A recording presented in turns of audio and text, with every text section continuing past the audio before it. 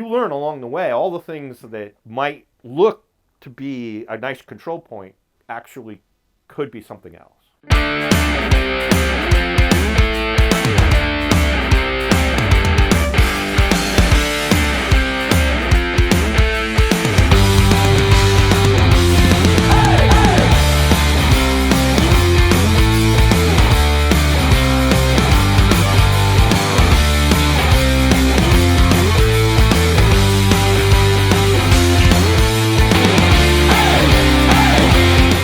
All right, Steve. Well, thanks for having me out. I think this is really cool to get to see this. And I think J.Racenstein certainly has a very big and well-known name in the window cleaning industry, and I think the pressure washing industry too. I didn't know a lot about the history, and I don't know if other people know a lot about the history. But could you share a little bit about, where did J.Racenstein come from? We talked a little bit about it earlier. I think that's pretty cool. Well, welcome to J.Racenstein in Santa Ana, California office. Yeah. This is our little assembly area here that we turned into a kind of a show you the demo products. Yeah. To answer your question, J.Racenstein was started back in 1908 by a window cleaner that worked in Midtown Manhattan and was fond of his tools and would find new tools that he would use to do the window cleaning. And other fellow window cleaners said, "Hey, where'd you get that?" Yeah. So he started to carry them, and he kept them under the bed when he started the business, and he would roll them out. Yeah. And this was before Ettore bulb, rubber, or anything, so it was an interesting time back then, and eventually grew to be down in Soho and then eventually up in Midtown before we came along in early 2000s and took it over. And so we've had it, 18 years now. It's seen a lot of history on the East Coast. Yeah, 100 plus years. Not a lot of businesses are around that long anymore. I guess there was a time when business has lasted longer than they do now, but that takes a lot. Support of our window cleaning community and, being there to try to help them and, be the good guys even when you can. Yeah. So. How did you end up around the window cleaning industry? Do you have a background in that? No, not particularly. We sell in another business bird control products that get affixed to the building or in the building to keep the birds from alighting upon the premises and then doing what birds do, which is leave droppings. J.Racenstein was our Manhattan distributor so that people that worked in Manhattan could go in and pick up the product from them and apply it to buildings in Manhattan. Yeah. So we got to know them. We went to the IWCA and exhibited next to them when Marty Racenstein and Barbara Tell had the business. And we were contacted when they were ready to sell. And we ended up concluding a deal in 2005 and been around for a while now. Yeah. What's that been like, being in this business and the changes? The people are great. And the window cleaning industry is changing into exterior building cleaning as their customers have been taught through BOMA and other relationships that they need to narrow the number of vendors they're doing business with, get more work out of one vendor. So they've had to broaden their opportunity into other areas of cleaning than just windows. And it can be quite lucrative when you're not just doing windows. You get a lot of business from a larger property manager firm or even a homeowner that wants you to do their gutters, their windows, their pressure washing and the hardscape, and it can be more work from the same place. You don't have to drive to the next facility. So our window cleaner cleans our gazebo roof, he cleans our solar panels, and he cleans our windows on different schedules. He comes out quarterly, and one quarter visit he might do the gazebo roof, which is pieces of plastic over the gazebo, and the next time he might do the solar panels on the roof along with the interior and exterior window cleaning. What's the biggest change you've seen in the industry? Is it that morphing of the contractors taking on a wider array, or? So that's a big change. I think for us in the industry supplying is the competition has changed. Yeah. So we, as a specialty provider to the exterior cleaner, now have more and more competition from other non-professional places. You can buy a lot of our products on Amazon. All right, so you can find them in the aisle. It might be a small piece of it, at the big box store. So you can find a lot of the products now more easily than you did when we bought the business, and certainly before that. So there's more opportunity for them to find something. So addressing and acquiring and keeping that customer coming back to you is more of an issue than it used to be. Yeah. People ask, well, who's your biggest competition? And it's often Home Depot or Ace Hardware. Yeah. Because the guy can go down there and find it and doesn't know we're half a mile away or a phone call away. With your business, what's the split between people shopping online versus that coming in the store crowd? Well, we're way over 90% shipping Yeah. to people.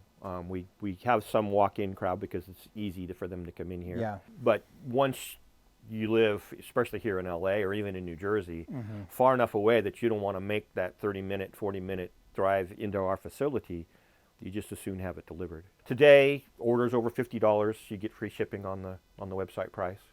Yeah. So you know exactly when you're adding to the basket what your price is going to be when you want to check out. And so the industry has driven a lot of that kind of technology change to make it easier for people to select and understand and purchase and have it delivered.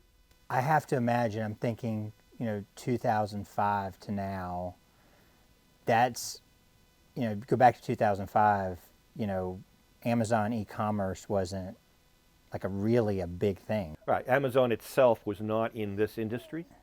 Yeah. It was all mostly consumer goods, oriented around consumers. They now have a strong following in MRO, material requirement organizations, so they compete against not only us, but Grainger and other Fastenal, all those kinds of places now have Amazon competing with them. In the last few years that Amazon wasn't competing in our space. In 2005, certainly. The internet was a nice place to have an online catalog, and you got some orders for it. We were getting orders in 2005. And now is, the predominant way to present and train and educate your buyer about your products, the services you can have. Yeah. There's YouTube is a predominant way to present product to people now. It's all integrated into your website that didn't exist. 2005 was one picture maybe and a little bit of a description, and now it's much more elaborate. So technology has made a big impact. So I imagine going forward that we're going to have even more competition from online space. They say Amazon is 12% of the retail space today, which is huge. Yeah. Amazon and the like, but Amazon is the big guy. And that's only going to grow, and you need to figure out how that's going to impact decision making and purchases. Kind of hard today to assemble an order of 10 or 15 things on Amazon and have it delivered in our industry. It's going to come in multiple boxes. Some of it may not come right away. Some of it might come tomorrow. Where there's the product knowledge you have to know what you're buying. Is not an easy way to get help. Yeah. As they sort through that, figure that stuff out, and it's easier to understand and make those decisions, it's going to become more and more competitive. 2 men in a truck, the guys out there cleaning, and even our largest customers are sending out trucks with 2 men in them. And they need to place an order. They don't want to get on their phone necessarily. So there's still a lot of call in to my usual person and order the same things that I've ordered before kind of business. Yeah, yeah. And which isn't done at Amazon. Yeah. So we'll hopefully have a little bit of opportunity there for a while to stay in the minds of our customers from that perspective. So as they drive from the first job to the next job, they can call up, start and finish an order, or finish it the next time they call back. How important is it, I would imagine this differentiation? Do you find that your customers want someone that can not just pick up the phone, but be able to answer their questions? Well, I think it is an important part of doing business today in the phone call space, certainly. Yeah.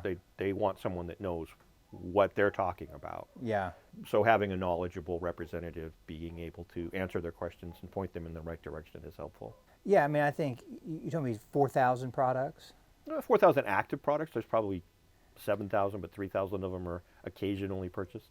Still, so bigger number. I'm imagining it becomes overwhelming unless you know exactly what you need, especially when you get down to small part numbers with small differentiation. you know, to go onto online and just be on your own on an Amazon is not really a pleasant experience. You know, you're sitting there, is all the SKU, you know, is all the number, my model number right on this, or am I just ordering stuff that I'm going to get and find out, you know, even as fast as they are, that I've made a mistake? And I would think that that's a big deal in this kind of space.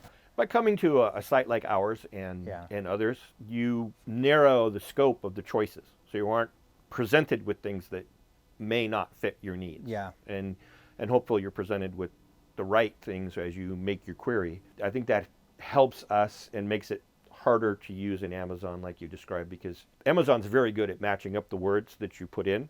Yeah. And if you know the word exactly what you want, you can narrow it down to that item. Yeah. And maybe you have a list of 6 or 7 items, and the 5th and 6th item you aren't quite sure of the word, so you spend more and more time as you work through your list, adding to the basket and understanding what you want. Your site works great, and it's going to remember these things for you.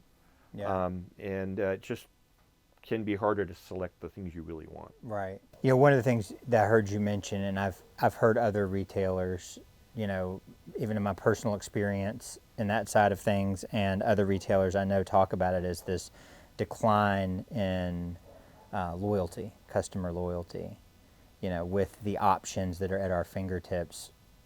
How do you combat that? Well, declining customer loyalty is not only because you have more choices. It's easier to pick things. You can hop on your phone and put a search in and find it, and we may not even show up immediately. Even in many cases, Amazon doesn't show up because of the way that you put in your query. Yeah. So you end up being taken down a path to someplace else through that choice. It's also a generational thing in that instance, in that loyalty in the younger generation isn't the same thought process that it was in the older generation, where the relationships are the same. So I hear that, for instance, that a lot of the younger people aren't tipping, all right, as much as the older people do. Okay. So it could be a generational shift, is what we're seeing in that instance, in that the quicker you can get to the choice that you want to make and get it presented, that guy wins, and you don't know who that guy's going to be every time. Yeah. Once you start to do some more research, then it's how do you get in front of a guy that's going to do research more appropriately. Yeah. And hopefully when they land on us, then they see that there's all the other like kind things. They make it easier to choose. Potentially can call, talk to an operator, come to a class to learn, all right? Yeah. Review our learning center online. So you're trying to build a infrastructure around them to attract the right kind of a customer, and hopefully they like you and will remember you after that. It's that first customer experience that is changing loyalty, I think. So it all happens in what they're experiencing that first go at it. I think that's a big piece of it. Yeah. We knew when we purchased the business that most of the customers buy from everybody, right? From all of our competitors. They'll pick up something at the big box store. They'll buy from us. They'll see a sale and they'll respond to the sale in their email from a competitor. It's never been you get 100% of everybody's business type of a sale anyway. So there are customers that just come back to you over and over again because you treat them well, you service them well, we ship same day, 90-some%. So they get the kind of customer experience they're looking for. It arrives in one box instead of coming in multiple boxes when you order multiple things. All of those things become important to them. But attracting them, getting them to understand and feel that love and kindness, if you will, that's a big challenge. What's the predominant driver now? Is it price? Is it ease? Is it speed? Is it overall customer experience? Well, from first customer experience, I think it's awareness. Okay. They don't know where to look. Yeah. And even when they find you, they aren't aware of everything you do, especially on a small screen. Yeah. Because you can't see all the other opportunities. Yeah. As good as they are, it's limited, right? Right. So you look at the screen and you see that one thing you want, but you don't understand there's a whole world of things behind it, and it's hard to present that in a way that they can consume without a lot of scrolling and moving around. So awareness is, overcome the awareness issue and start to get them in on a regular basis, and it becomes a lot easier path. We're seeing orders come in off of Messenger. We're seeing order requests coming in on texts and things. You know, we don't see any faxes anymore. Anybody under about 35 is going to be like, a what? What's a fax? Yeah. When we first bought the business, we would get 6, 8 fax orders a Right. day. Yeah. And, the only one that ever faxes us anymore is the government. They still fax us. They move a little bit slower than the consumer, right? Yeah. So, and they still want things back by fax. So it's interesting. Yeah. So you got to keep that fax line around, right? Yep, you have to have a fax line. Now, almost every line's a fax line. Right. Every phone number in our system can accept a fax. So if somebody faxes us to any number, it'll get into our fax repository. But those 2 or 3 a month aren't the same as it used to be. Right. I think that it's this changing landscape is such a challenge. I mean, I do want to dig a little bit deeper in what you're saying about that first experience. And you said you want to attract the right customer. Mm-hmm. How do you determine who that is? I mean, what has been your process for doing that? There's a whole variety of ways, and there's things that are out there that help drive that. There are people that are doing really well with social influencers. Yeah. Right. And the social influencer will put out a body of work that people are attracted to, and then they might be associated or tagged off to a business through a referral or an affiliate program. Yeah. So that's one piece. Other people that are just searching with keywords, and they'll look at videos. So if you have videos that answer those search keywords, and they'll read your videos. I know that when I've gone to a trade show, they'll walk up and say, "I saw all your videos." So there is a video presence where the people are consuming the videos, understanding how the product works, and putting out regular videos to support your products is a way to create awareness. So when they're looking, so awareness to them is how are they getting that feedback from their query and question, and how does that feedback relate to what they're doing? So it's very different. For instance, if you have a group of window cleaners together, and it is a professional group of guys that have been around for a while, and a newbie comes in and asks a very beginner question. Yeah. All right. Sometimes the old guard that's in there are like, "Oh my God, that's answered 14 times. Yeah. Did you have to bother us with that question Yeah. anymore? Why don't you just search?" And they don't know to search. But so you end up with, even within that awareness group, you have the guys that know what they're doing being bothered by the guys that are coming in and asking questions that they probably asked when they started up, but don't want to have to deal with it now because they already have been through that process. Yeah. And so it is a whole variety of levels. So you're stepping into that space that we're here to help answer any question, even if it is a basic question. Right. We had a visit from one of our new salespeople that went to an office, and they said, "Well, we want to have all our offices trained." She was like, "I'll look into that." She came back and said, "I want to know how we do that." I said, "We've always done that. We've done in-office training for our customers for all the years we've owned the business. You can't call up and say, 'Be here Monday.'" Yeah. All right. Yeah. But we have people that go out and will pull together a number of people into a training class. Usually just takes someone to start something up. So, hey, I'm in Cleveland and I'd really like to see about a training class, and say, well, who else is in Cleveland? Because coming out for one guy isn't very cost effective. But I'm going to be in that area in, say, February, first week of February. Let's get a bunch of people together at 10 o'clock at Cracker Barrel, whatever, and then we'll work on putting together whatever training you might need. When are you guys available? 7 in the morning after your safety meeting, or in the afternoon when they're finished? And then we'll finish up with what training you're looking for on water-fed pole or products that take rust away or whatever it might be. Yeah. Yeah. So you guys do that, is it, on a regional basis in your locations? Right. Well, we do regular training here in California at our New Jersey office, and then we'll do scheduled training based upon desire in and around. We just did a tour through Texas a few weeks ago. Wow. And we had a salesperson that went through Cleveland and Louisville a month ago, and met with people in those areas. And then based upon people that have said, hey, I've got this number of people to train, we're looking at these kinds of time frames, we'll try to build a visit around it. Yeah. So that it's not on demand, run out and see 3 people, not very productive. But if we can hold a couple of meetings, put on the training, a general training for other people, do your specific training as well, and come away with a productive visit for that rep, then it makes sense. We have reps in the middle of the country and in the Ohio Valley area, Indy, and then of course in New Jersey and California. So That's a big commitment to be willing to go out and do that training for customers. A lot of people aren't willing to make a commitment like that. Why? Why are you willing to do that? most of these people have already been through the awareness and choice factor. Yeah. And we're having the conversation with them. So they're going to be good customers regardless of their size. Yeah. So if someone's asking you to do something that you do on a regular basis, it's just really a matter of when can we fit that in for your area. Yeah, yeah. Because we do want our salespeople to get to know the other people in your town. It's, it's not you're not the only window cleaner there, but if you could be the catalyst, that starting position and question that says, oh, I need to get to Louisville. And that's what happened, is somebody said in Louisville. So what else can I do while I'm there?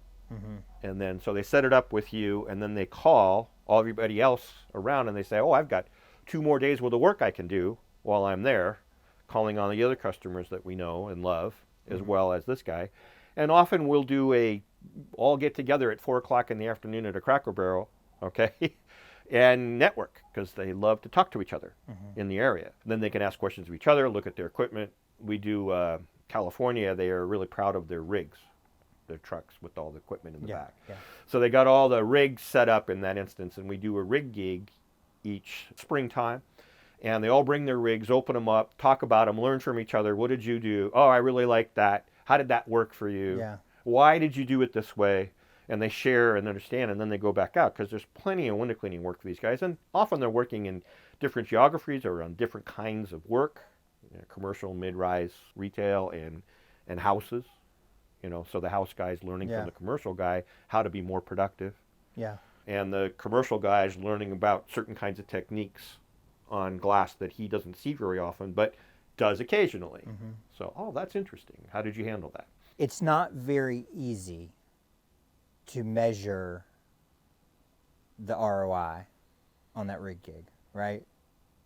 You don't go and sell, you don't bring people together and show off that and say, well, that yielded so many new product sales. We sold so many squeegees, so much chemical. I hear you say that you invest into, some of the videos on YouTube. People probably watch them and they're not clicking directly from YouTube onto the site. They might watch 3 or 4 videos and they come to the site later.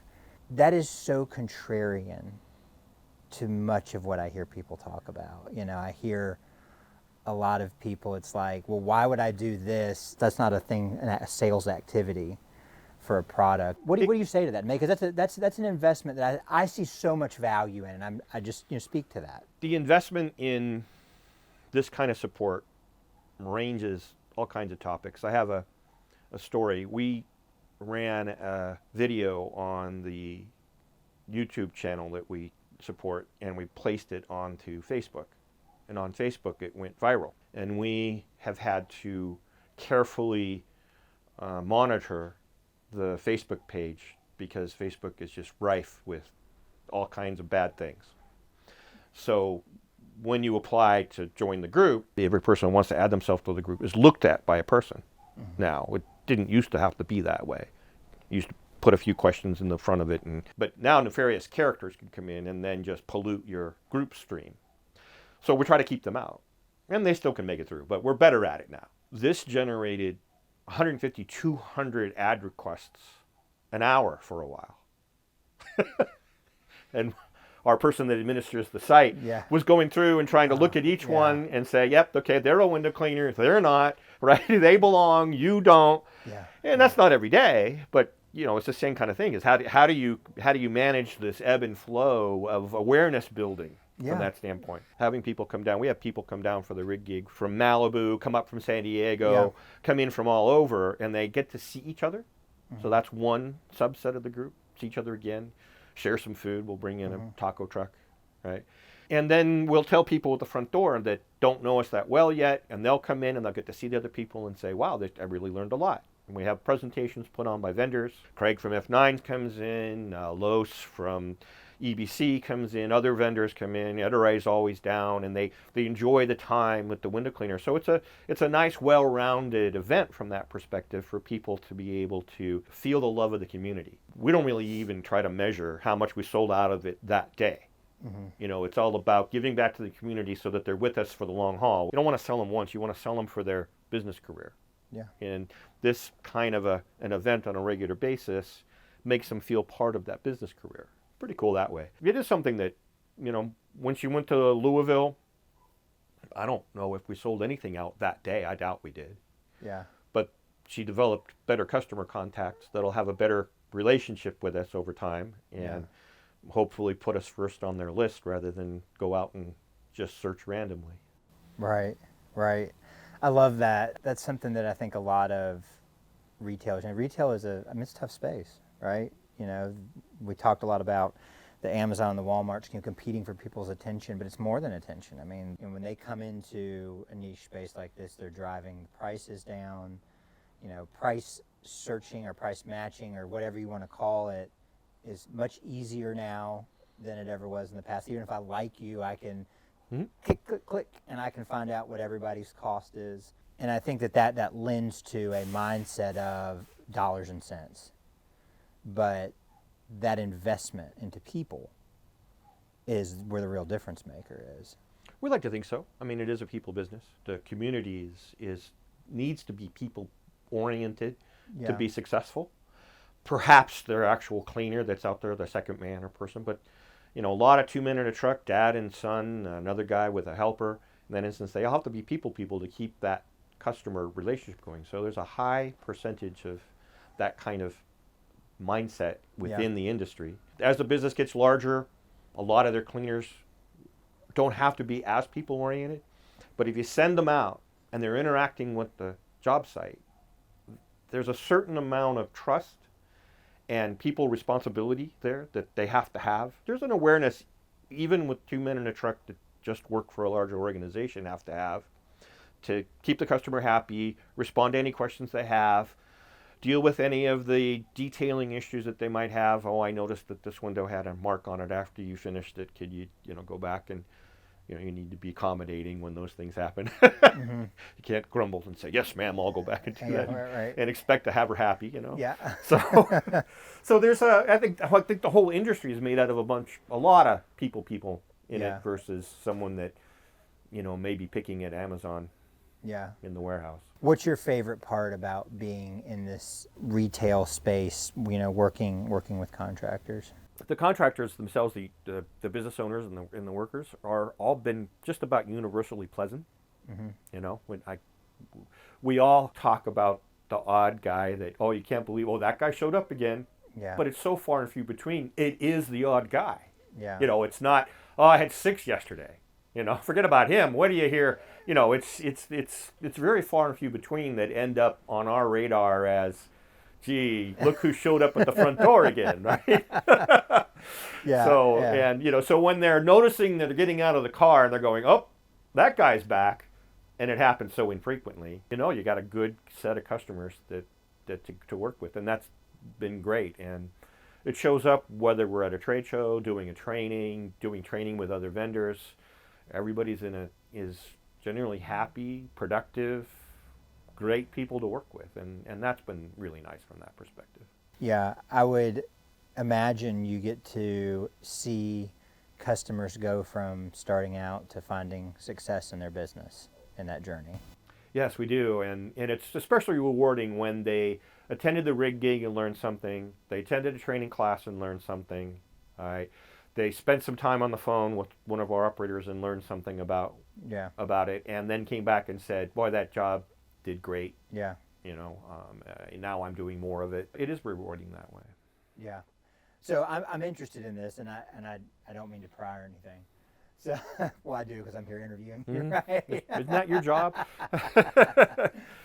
So, it's very obvious in the little bit of conversation we've had today that, you have very well experienced entrepreneurial instincts and operational abilities. What's your story in business? How have you always kind of done your own thing, or? Always had the desire to do my own thing. I was working in aerospace when I met my wife.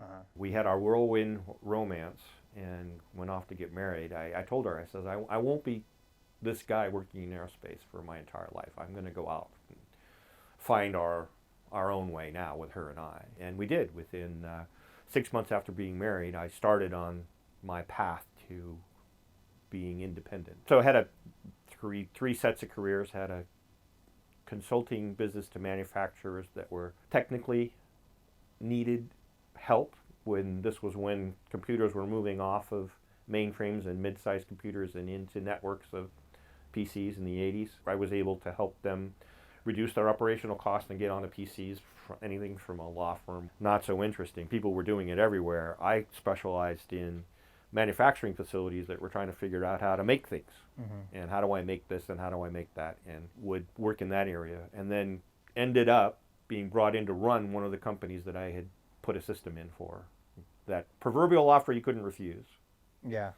Ran that for 10 years. Yeah. We sold that business. I worked in .com for a while until it became .bomb, and then joined up with my partner at Bird Barrier. He had been soliciting me for a while, but when the .bomb happened, it was easy to make the move. Yeah. And we're talking about the .com bubble bursting early 2000. Okay. Yeah. I've not heard .bomb before. I mean, I've never heard it referred to that way. I like that. Yeah, it kind of what happened. It's accurate. Yeah, kind of bombed out for a lot of right sizing, I guess, goes on at that time frame. Right. And it wasn't fun anymore when you're dealing with restructuring smaller. It's more difficult than it is to plan for growth. Yeah. And more heart-wrenching. Yeah. The opportunity arose to join up with one of my partners here and the partner in our bird business, Cameron Bedell. We hammered out a deal back 2000, 2001, and I had been working with him before on a casual basis. We were introduced by a mutual friend. And then a few years later, Racenstein acquisition came up, and now we're running both of them. So that's the third career, working in birds and exterior cleaning. It all goes hand in hand. I mean, the birds make a mess, and you can stop it, but you can also help people get it. Got to go clean it up. Yeah, that makes sense. Full service. It's called vertically integrated, right? Absolutely. How did that play a role to be kind of front and center during that rise of the initial .com? And then coming into an e-commerce business, did that help shape the way that you think of being kind of a forward-thinking? I mean, the things you're doing here, from how you handle shipping to how you handle training, and I mean, it seems like you guys are pushing forward more than some people are. A lot of what we do in our lives, both personal and professional, lend to the things that you want to do in your business. A lot of the things that we do with our employees here were formed when we worked in a very structured environment in aerospace. One little story is when you went to clock in, the time clock for the positions that required a time card would print in red after 3 minutes past the hour. And then they wouldn't print in blue again until 2 minutes prior. So you had 5 minutes to log in with a blue stamp on your time card, way prior to all the electronic login systems. All right. And then they would record how many red stamps you would have, and it would go into your performance review. Completely arbitrary measure of a 5-minute window is now impacting people's performance schedule. Well, the job I had was to move parts from one area to another. There was only 3 or 4 people that had the certificate to be able to take parts and move them around, because this is all secure stuff in aerospace. Okay. So I would go in early, get a red mark, move the product around to the appropriate workstation so that when they came in on their blue marks, they would be able to have the product and start work. So I'd sit down on my performance review and says, I think you have 3 blue marks on your time cards. I haven't seen anybody this way. I says, well, our option was to not have 40 people working when they sat down, or me to get red marks. So I'll deal with you. How would you like me to handle that? I can let the 40 people wait 20 minutes at their desks, their workstations, or we can agree that red marks for me really aren't a concern. And it took a bit for him to go get this position removed as a criteria for how well you perform your job. So he realized what was going on, of course. It was easy to understand. But he had to go into the morass of aerospace job responsibility Yeah. and get the position and the thing changed Yeah. so that the other 3 or 4 people could do this and they'd get more productive. You learn along the way all the things that might look to be a nice control point actually could be something else. Yeah. And it's a cumulative value. I think we all learn cumulatively. We add layers of understanding as we move along. Yeah. I think that's a wise way to put it. What's next for you, Steve? Try to develop something that doesn't require as much of me. Yeah. So my son works in the business and he's part of my retirement plan.